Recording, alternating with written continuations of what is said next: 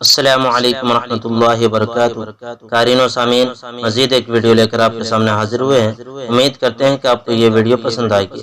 عنوان ہے حضرت عثمان غنی رضی اللہ تعالی عنہ کی سخاوت۔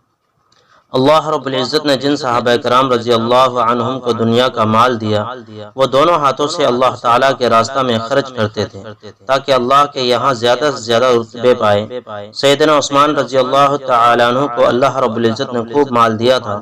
ان کے دل میں مال کی محبت نہیں تھی، وہ اپنا مال اللہ کے راہ میں خرچ کرنے میں کبھی دریغ نہیں کرتے تھے۔ بئر روما ایک کنواں تھا جو ایک یہودی کی ملکیت میں تھا۔ اس وقت مسلمانوں کو پانی حاصل کرنے میں کافی مشکل کا سامنا تھا۔ وہ اس یہودی سے پانی خریدتے تھے۔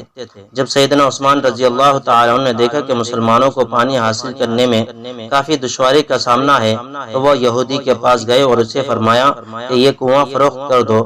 اس نے کہا میری تو بڑی کمائی ہوتی ہے، میں نہیں بیچوں گا۔ یہودی کا جواب سن کر سیدنا عثمان غنی رضی اللہ تعالی عنہ نے فرمایا کہ آپ آدھا بیچ دے اور پوری قیمت لے لیں۔ وہ یہودی نہ سمجھ سکا، اللہ والوں کے پاس فراست ہوتی ہے۔ یہودی نے کہا ہاں ٹھیک ہے کہ آدھا حق دوں گا اور قیمت پوری لوں گا۔ چنانچہ اس نے قیمت پوری لے لی اور آدھا حق دے دیا اور کہا کہ ایک دن آپ پانی نکالیں اور دوسرے دن ہم پانی نکالیں گے۔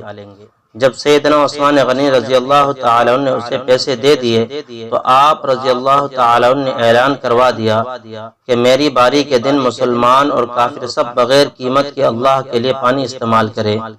جب لوگوں کو ایک دن مفت پانی ملنے لگا تو دوسرے دن خریدنے والا کون ہوتا تھا؟ چنانچہ وہ یہودی چند مہینوں کے بعد آیا اور کہنے لگا جی آپ مجھ سے باقی آدھا بھی خرید لیں۔ آپ رضی اللہ تعالی عنہ نے باقی آدھا بھی خرید کر اللہ کے لیے وقف کر دیا۔